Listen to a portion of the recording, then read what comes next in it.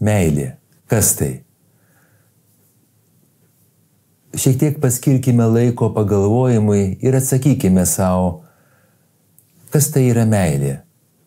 Sugalvokime 3 teiginius, kurie ateina į galvą, kai mes užduodame savo šį klausimą.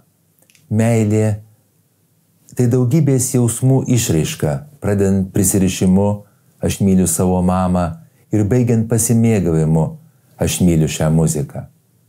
Meilė gali būti ir stipri trauka, ir atsidavimas kitam asmeniui. Meilė tai taip pat žmogaus gerumo, gailesčirdiškumo ir nesavanaudiškumo išraiška. Mes galime mylėti aukštesnę jėgą, visą mūsų supantį pasaulį, kitus žmonės, o taip pat ir pačius save. Meilė kitam žmogui gali būti skirstoma į aistringą meilę, kai vyroja susijaudinimas ir seksualinis potraukis ir jie dominuoja, ir draugišką meilę, kai aistra yra silpna, o įsipareigojimas yra stiprus. Meilė gali reikšti potraukį, gali reikšti jausmą ir emociją, gali reikšti prisirišimą. Taip pat meilė gali turėti vertybinę reikšmę, atspindinčią žmogiškai gerumą, atjautą, prieraišumą, lojalumą. Meilė gali reikšti prisirišimo veiksmus kitų žmonių, gyvūnų ar savęs pačių atžvilgių. Šių mokymų metu mes daugiausiai nagrinėsime meilę tarp žmonių ir ypač meilę tarp lyčių. Kokie požymiai rodo, kad žmogus yra įsimylėjęs?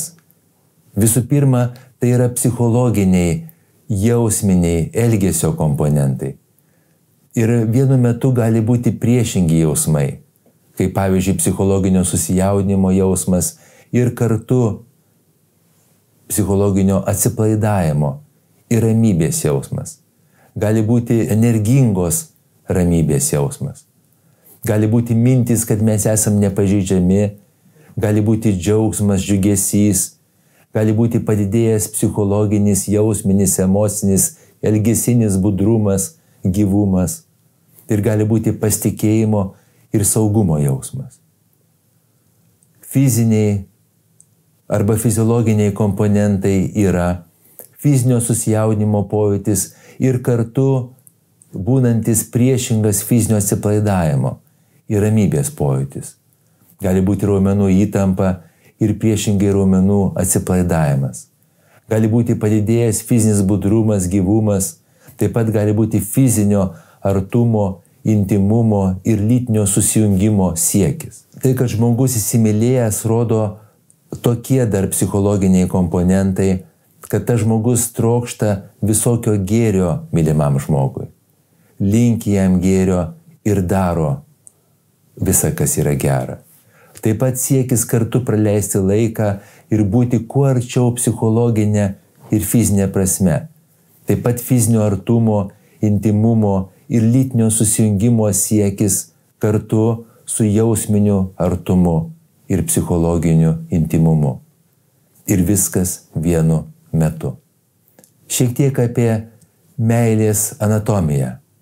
Įsimylėjusių žmonių smegenys pradeda funkcionuoti kaip žmonių turinčių priklausomybių smegenys.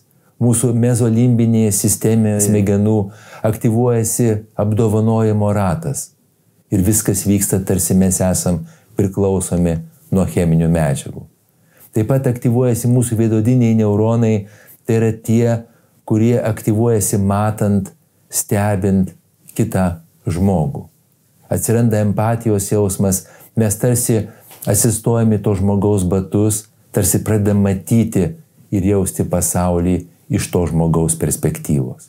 Šiuo metu išskiriami 3 meilės komponentai, kurie kartais veikia kaip 3 meilės stadijos. Tai pirmas komponentas yra seksualinis geismas, aistra.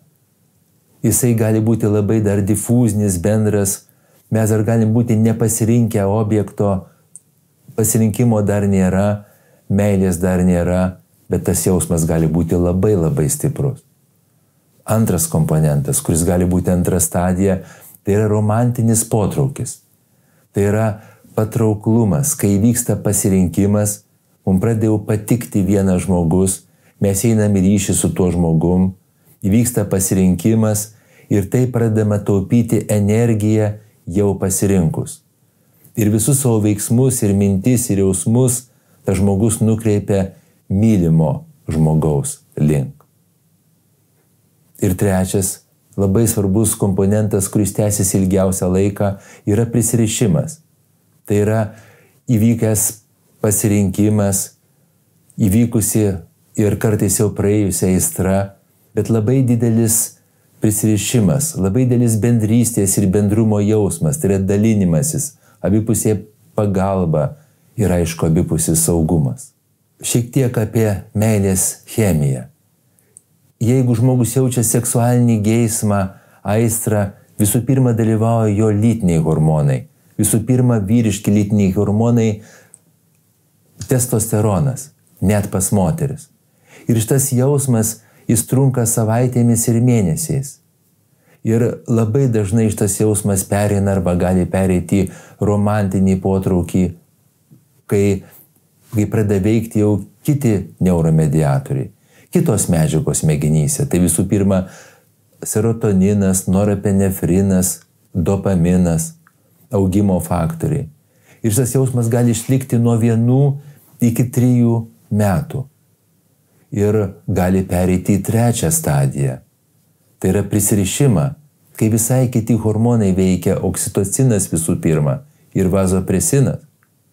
Ir tam, kad atsirastų prisirišimo stadija, mes turim romantiniam jausme išbūti tam tikrą laiką be seksualinio potraukio patenkinimo.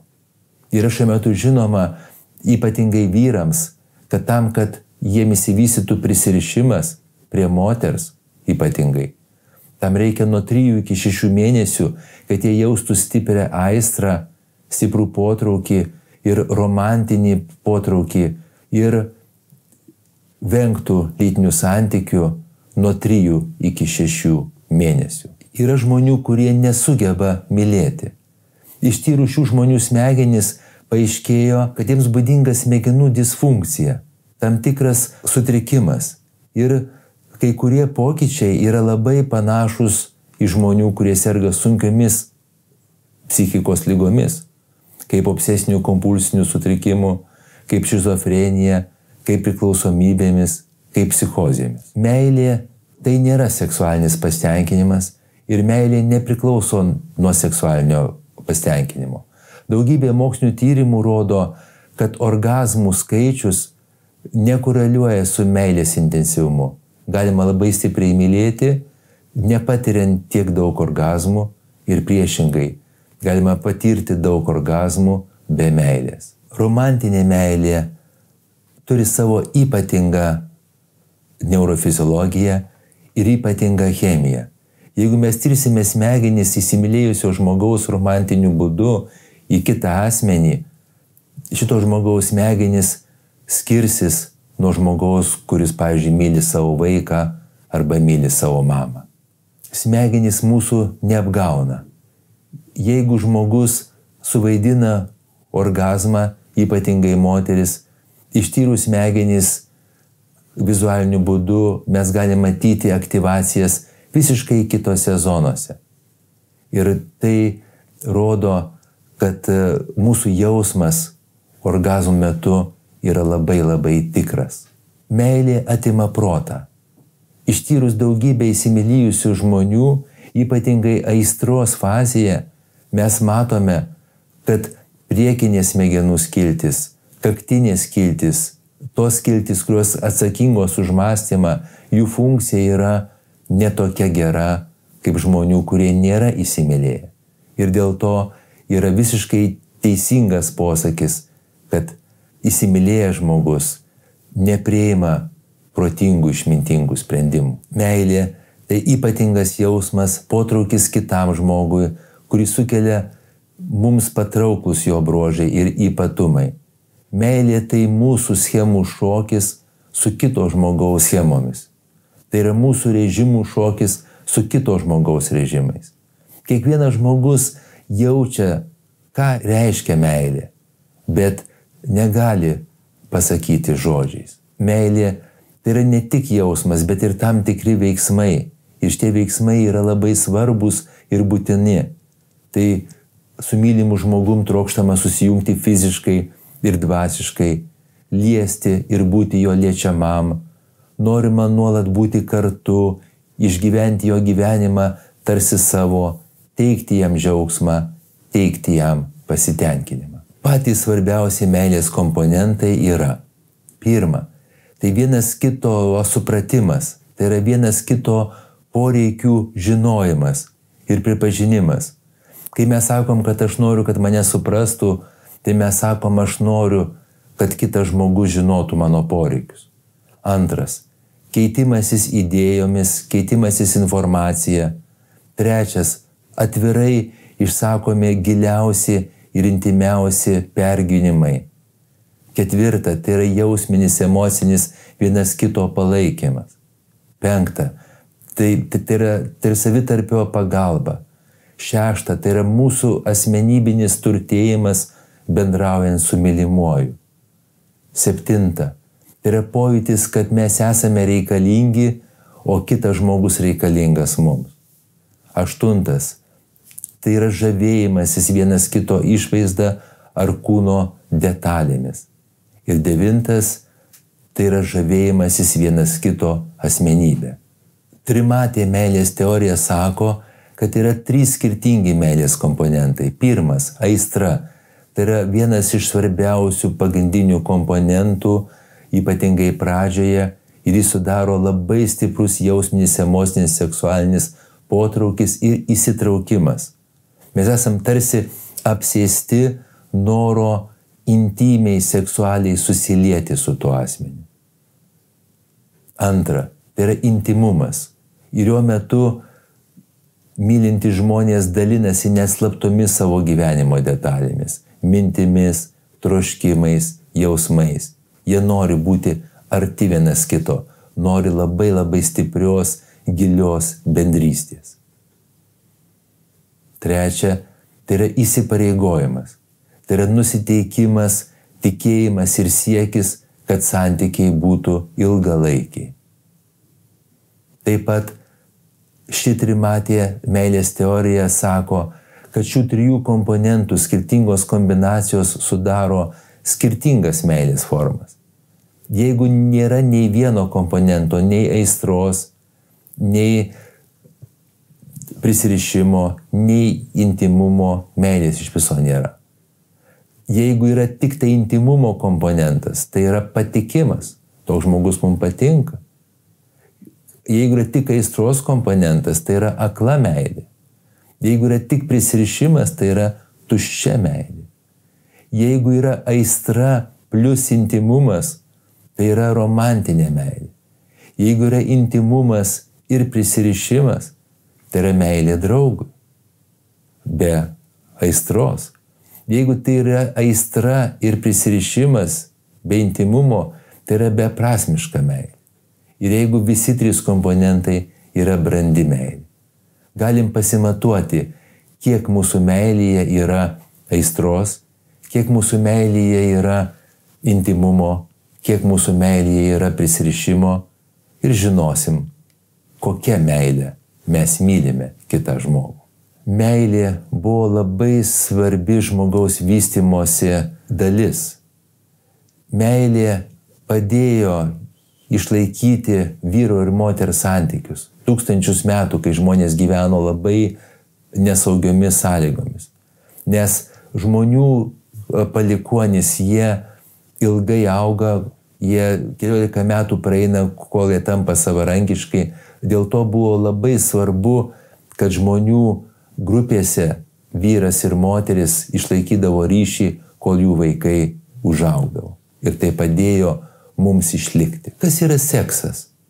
Seksas tai yra fiziologiniai ir psichologiniai procesai susiję su dauginimuose ir mūsų pasitenkinimu bei seksualiniu malonumu.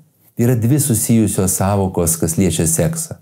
Nes tai yra intymų santykiai, tai yra daugiau psichologiniai procesai. Ir lytiniai santykiai, daugiau fiziologiniai procesai. ir brandus, mylintis seksas yra abiejų šitų intimumo ir lytinių santykių suma – religija ir seksas. Visos religijos turi savo požiūrį į seksualinį gyvenimą ir lytinį pasitenkinimą. Ir tas požiūris yra ambivalentiškas. Iš vienos pusės seksualinis malonumas tai yra dieviškojo amžinojo gyvenimo aidas ir laiptelis susiliejimo su juo link.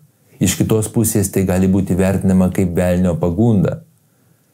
Pirmykštėse religijose seksas buvo religinių apeigų dalimi. Ir nors daugelis didžiųjų religijų Senajame testamente išsakytą teiginį veiskitės ir dauginkitės vertina ir į seksualinius santykius skirtus dauginimus žiūri palankiai, egzistuoja ir nemažai skirtumų. Aptarkime juos. Giesmių giesmė iš Senojo testamento. Ji. Tebučiuoja jis mane savo lūpomis, juk tavo meilė malonesnė negu vynas. Jis. Kokia tu graži mano mylimoji, kokia tu graži. Tavo akis kaip balandžių slepiamos šydo, tavo garbanos plasta kaip kaimenį ožkų besileidžiančių Gileado šlaitais. Tavo dantys kaip kaimenė nukirptų avių lipančių iš maudyklos. Kiekviena iš jų turi po dvynę, nė vienos nėra vienišos. Tavo lūpos kaip raudonas kaspinas, o tavo burna graži. Tavo skruostai kaip dvi granato pusės slepiamos šydo. Tavo kaklas tarsi Dovydo bokštas pastatytas ginklam laikyti. Tūkstančiai skydų kabo jame, visi jie galiūnų. Dvi tavo krūtis tarsi du stirniukai, gazelės dvyniai, besiganantis tarp lelijų. Kol diena atvėsus ir pabėgę šešėliai, aš eisiu prie Miros kalno, prie Smilkalų kalvos. Visa tu graži mano meilė, nėra tavyje dėmės. Meilę galime išmatuoti. Psichologas Zik Rubin, vienas iš pirmųjų, sukūrė metodą, leidžiantį empiriškai įvertinti meilę klausimyno būdu. Jis išskyrė 13 klausimų atspindinčių patikimą, angliškai liking, ir 13 klausimų atspindinčių meilę, įsimylėjimą, angliškai loving. Pasidarykime šį testą webinaro metu. Seksualinės disfunkcijos gali būti 3 rūšių. Tai visų pirma, seksualinio potraukio sutrikimai. Antra, gali būti seksualinio susijaudinimo sutrikimai. Ir trečia, orgazmo sutrikimai. Daugumą šių sutrikimų galima sėkmingai gydyti. Būtent webinare aš išvardinsiu pačius veiksmingiausius gydymo metodus skirtus padėti kenčiantiems nuo seksualinių disfunkcijų žmonėms. Seksualinis gyvenimas senatvėje. Apie 2/3 žmonių virš 70 metų yra seksualiai aktyvūs. Jie turi santykius, lytinius santykius, jie turi masturbaciją, lietimus, jie kalbasi stimuliuojančiomis temomis ar elgiasi stimuliuojančiai. Dauguma ištirtų asmenų virš 65 metų sutinka, kad 75 metų amžiaus asmuo gali būti jiems seksualiai patrauklus. Vyrų galimybės labai padidino vaistai, moterų galimybės labai padidino hormonų terapija, lubrikantai, pagalbinės priemonės. Vyresni žmonės gali praktikuoti visas 3 meilės rūšis. Tai yra romantiška meilė, tai yra intensyvų, įtraukianti, apimanti seksualinį potraukį jausmą. Tai yra aistringa meilė, tai yra romantinė meilė, plus stiprus obsesyvumas, įsitraukimas, tam tikras įkyrumas, neapibrėžtumas, netikrumas ir nerimas. Ir tai yra draugiška meilė, tai yra šilta, mažiau intensyvų jausmą, neturint seksualinio potraukio. Moksliniais tyrimais grįsti faktai apie meilę, seksą ir santykius. Visų pirma, tai norint sukurti ilgalaikius santykius, reikia įdėti darbo. Yra ištirti elgesio modeliai, kurie būdingi porom išlaikiusioms ilgalaikę meilę. Pirma, tai partneriai pozityviai galvoja vienas apie kitą, net kai nėra kartu. Antra, palaiko vienas kito asmeninį tobulėjimą ir vystymas. Ir trečia, jie dalijasi patirtimi, iš kurios gali pasimokyti ir save išreikšti. Galime padidinti savo gebėjimą mylėti. Mindfulness, atjautos praktikos rodo, kad jeigu mes darom reguliarius užsiėmimus, mūsų smegenys ištobulėja ir tampa labiau pozityvios, labiau empatiškos.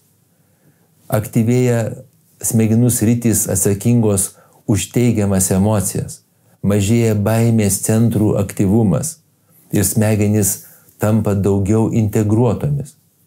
Ir mūsų smegenys tampa panašios savo veikimu į smegenis turinčias saugų prisirišimą. Meilės būsena yra naudinga mūsų fiziniai sveikatai.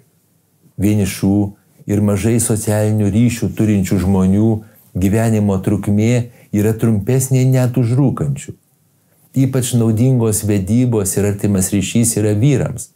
Jisai daugybė tyrimų rodė, kad jis pagerina ilgalaikę sveikatos būklę, sumažina ankstyvosios mirties riziką.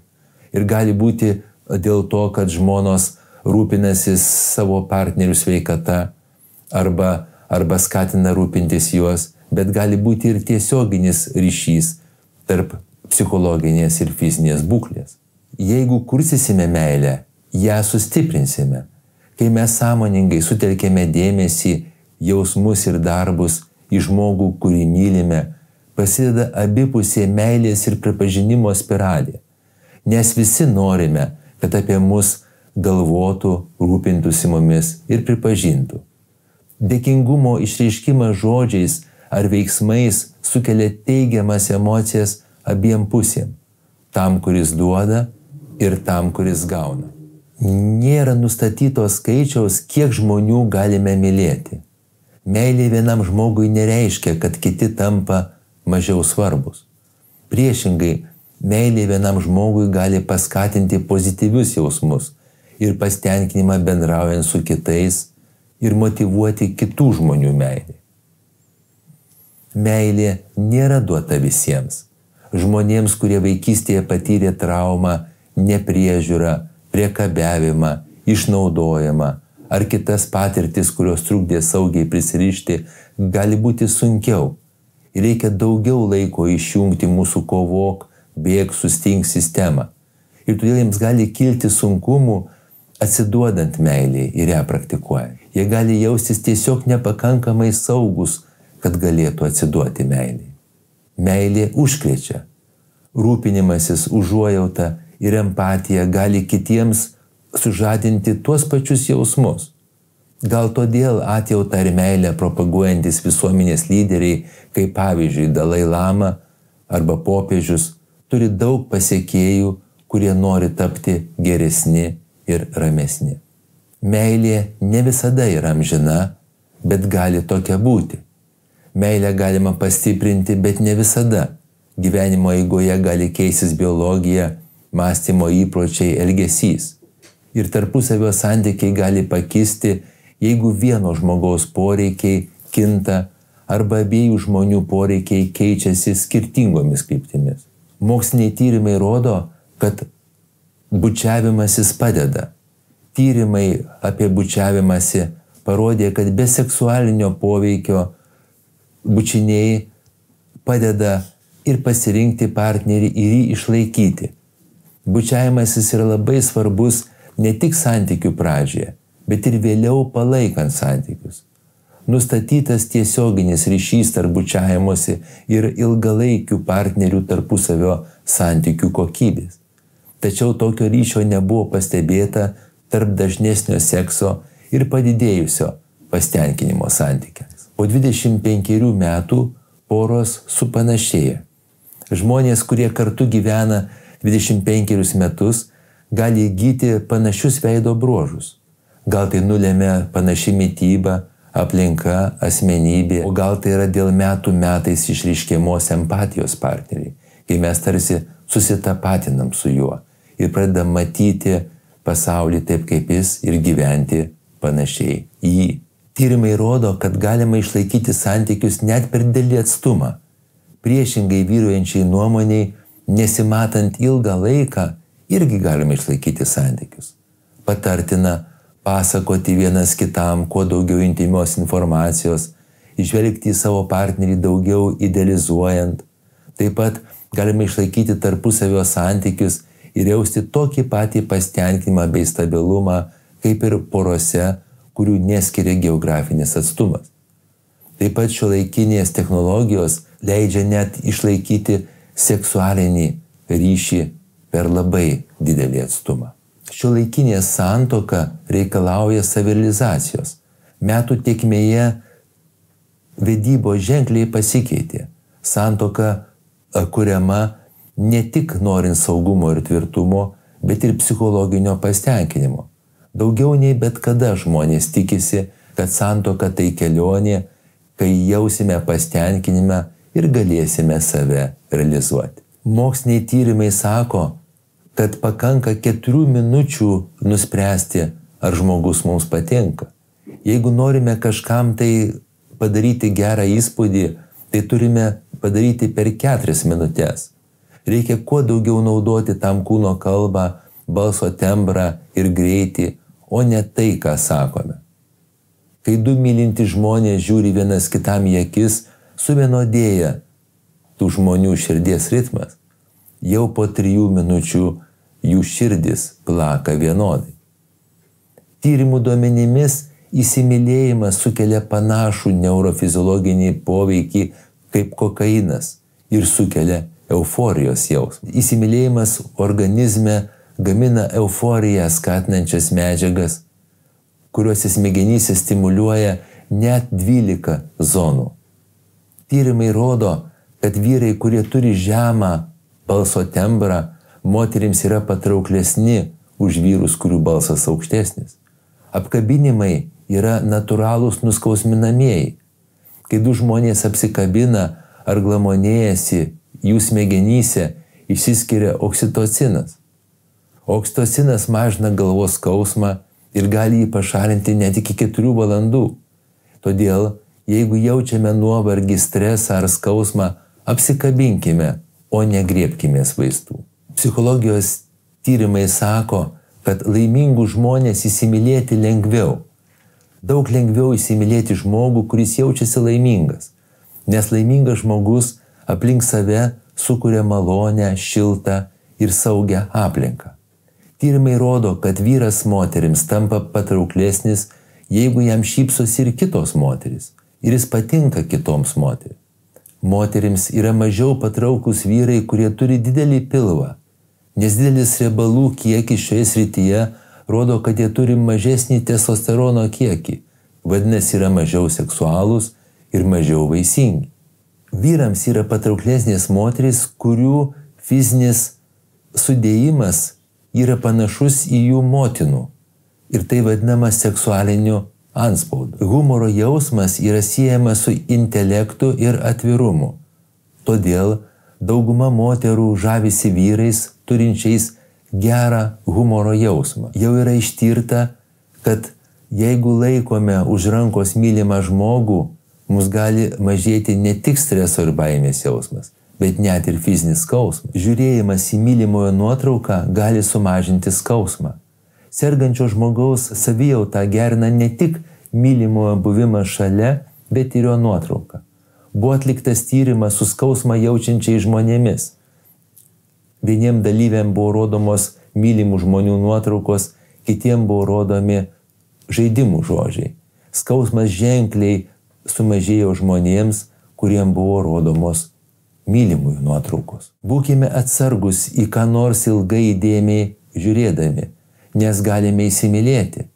Akys yra tarsi langas į sielą ir mes galime žmogų pamilti, jo net nepažinodami. Įdėmiai žiūrint į kitą žmogų, organizmas gamina neuromediatorius, galinančius paskatinti įsimylėjimą. Užduokim savo klausimus. Kaip aš galėčiau, kaip aš norėčiau geriau išreikšti meilę esamam partneriui? Kaip aš norėčiau išreikšti meilę siekiamam partneriui? Kaip galima geriausiu būdu praktikuoti meilę ir santykius įvairiomis kryptimis? kokie yra teisingi pasirinkimai, padedantis mus mylėti ir tapti mylimais. Kaip sukurti romantinį meilės santykį, net kai bijome, tuo netikime ar esame patyrę nesėkmių. Ar galima yra meilė tarp labai skirtingų žmonių ir kaip ją auginti bei stiprinti. Kaip meilės siejasi su seksu ir kokią įtaką seksas daro ilgalaikiam santykiam.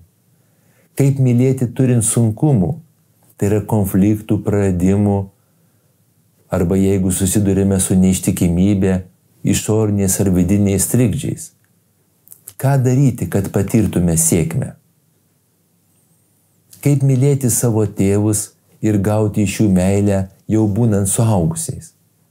Kaip sulaukti meilės iš savo vaikų ir paauglių, net jeigu šiuo metu atrodo, kad ryšys yra nutrūkęs? Kas yra sėkminga meilė ir sėkminga laimė? Kaip tai pasiekti? Kokios yra meilė ir nemeilė kuriančios schemos ir režimai? Ką daryti? Kaip pamilti ir tapti mylimam iš pirmo arba iš antro žvilgsnio? Kas yra meilė savo ir kuo skiriasi nuo meilės kitiems? Kaip pradėti aukštyn judančią spiralę ir pagaliau įsimylėti save iki galo ir visam laikui? Kokios yra moksliniais tyrimais pagrįstos ir šiuolaikinėje psichoterapijoje naudojamos priemonės dirbant su meile ir nemeile grįstais santykiais? Kokie praktiniai patarimai gali padėti norintiems mylėti bei būti mylimais įvairiuose amžiaus tarpsniuose ir esant įvairiem sunkumam? Apie tai mano webinare vasario 13 dieną.